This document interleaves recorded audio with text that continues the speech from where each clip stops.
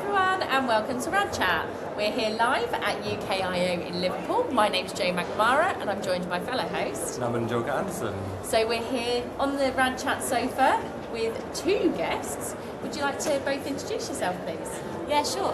My name's Alice Denslow. I'm a diagnostic radiographer based at the Royal Devon University Healthcare NHS Foundation Trust in Exeter. Hi, I'm CJ. I'm a therapeutic radiographer specialising in dosimetry and planning. Brilliant. So why are you here today at UKIO? So I have had the privilege this year of organising the student sessions that are all running today, as obviously it's the free day for any learners to come along to UKIO.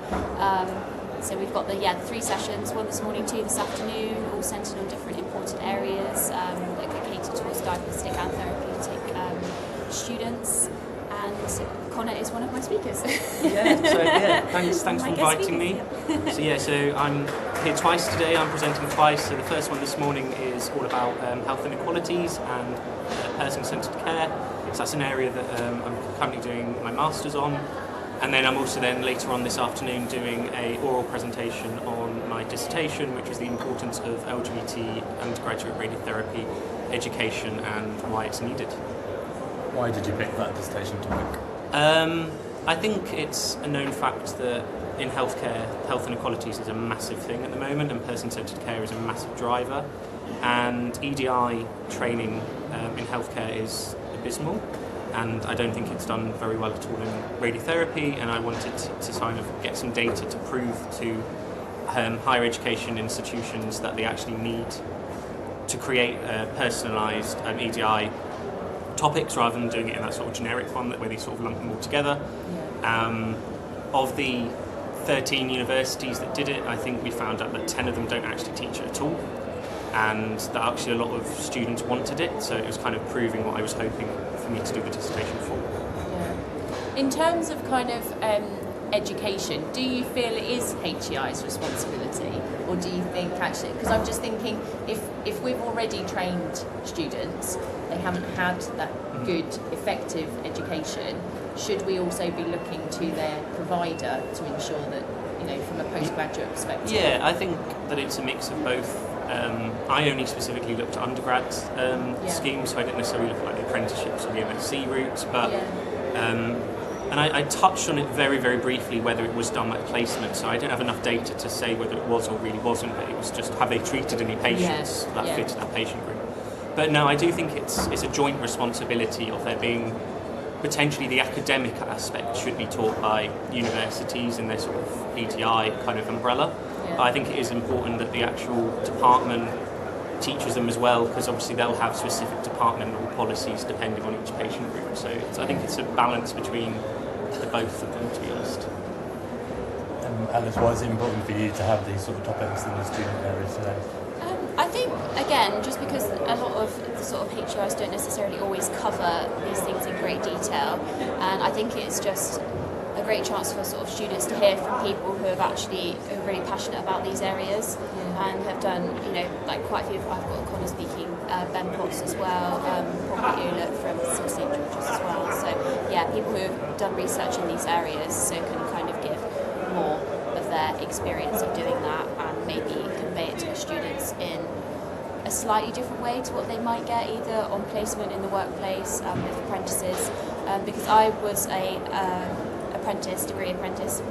I'm newly qualified, so I'm 12 weeks in, so only finished in March. Thank you. It's been, with all of this flying, it's been a bit of a whirlwind, to be honest. It's been a very busy time, and I must admit, from my workplace, I probably didn't get much training on EDI and things, but I was with the University of Exeter. I'd like to think that they did quite good sessions on it as part of the apprenticeship, but it probably could have been a little bit more, something to build on. Yeah, definitely. So, if students are listening to this podcast episode, why do you think they should engage with UKIO specifically? Oh, it's such a great opportunity to, one, network and meet lots of different people, and I think especially as a student to grow your professional network from like the start of your radiography journey is really important. I mean, I've without sort of being in different sort of groups with the Society of Radiographers, the university and things, I don't think I would have necessarily been aware of like a lot of the opportunities that we have. And obviously for CPD as well, it's such a fantastic opportunity, and then gives you a chance to obviously reflect on sessions that you've been to, or you might have come across something that you didn't even know was possible that you can maybe go into in future. Might open up another doorway and things. And yeah, just to meet a lot of like-minded professionals, because I think radiography in general is quite a small world. Actually, and you know, I absolutely love what I do. I feel very lucky to have found this profession, and I kind of think that by encouraging students to go to things like this, hopefully that they can unlock that as well, if it's the right thing for them. I think, I agree with that, and I think, especially coming more so from the radiotherapy side, that there's a lot of conferences out there that seem diagnostic heavy, and I think that this is something that UKIO does quite well, is that there is that nice balance of that being diagnostic and oncology and radiotherapy. I think it could do better on the radiotherapy side, but I think we're getting there, and I think comparison to some of the other conferences that I've been, where there hasn't been radiotherapy mentioned once, but it's been a radiography conference, is actually nice to sort of be seen as a profession. I think radiography as a whole is a forgotten profession, and then therapeutic radiographers are then forgotten even more. We're sort of that hidden. We hide away in the corner of the hospital, sort of never to be seen. And I think this is nice that you actually can do, as Alice said, you can network, you can kind of remind yourself why you went into this job, but you can also kind of see the next steps. And I think something for me is that I really want to go and become a research radiographer, and I think seeing all of this research that other people have been doing, you can kind of look at areas that you're interested in, going, oh, actually, yeah, someone's looked at that, I hadn't thought of that, I'll add that to kind of my repertoire, and go, when I do my research, I can then look at that area or things. So yeah, I think it's such an amazing kind of opportunity to kind of go to all these talks, meet some of the amazing people that have all the stands, get loads of freebies. That's the other perk. Definitely come out. That's where we're headed next. Yeah, definitely come out with a free pen. But yeah, I think it's a great. Did you bring an empty suitcase as well? I do have an empty rucksack. Yeah, and I think it is such an amazing experience, even if you just come for the one day. We have, but actually, if you do have the time to come for the full 3 days, then there's something on every day that you might not necessarily see. So it's such a good opportunity. And I think it's such a good thing for students that if they can come, it kind of, you get out in that world of radiography where you can see what the professionals are doing. And I think as a student, sometimes all we think about is lectures, then we think about assignments, we just think about placement.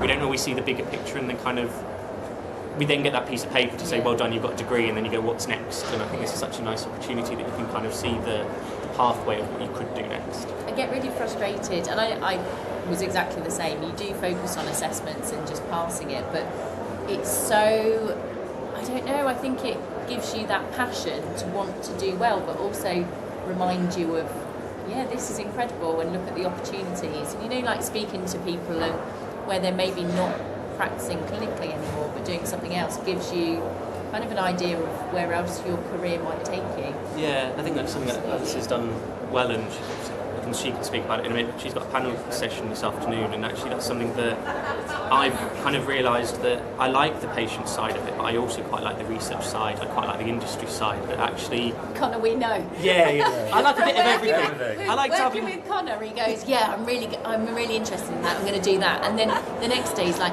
I'm really interested in that, I'm going to do something on that. And I'm like, you do quite a lot. Yeah. There does get a point where my email signature is getting a bit too long. Yes. But you're going to compete with Numansey. I took it all off. Yeah, you do. You've sort of therapeutic radiography now, but because I was trying to, I'm like doing the little introduction when Connor's speaking shortly in the first student session, and I've used like the bios that were on. But I've had, as with a few of the other speakers, well, I've had to cut a lot out. Otherwise, I'd be up there taking up most of the 20 minutes. Connor is a radiographer that loves everything. yes, I think As long as Rad Chat is on there, that's fine. Rad Chat ambassador. You are. You do have a slide in one of my slides. I am advertising the skin image library, so that does come up in my first session. But I think that this is something that UKIO is so good at, is that you actually can see. We go into this role thinking it's only the NHS, it's only the hospital, that's all I'm going to do until I retire.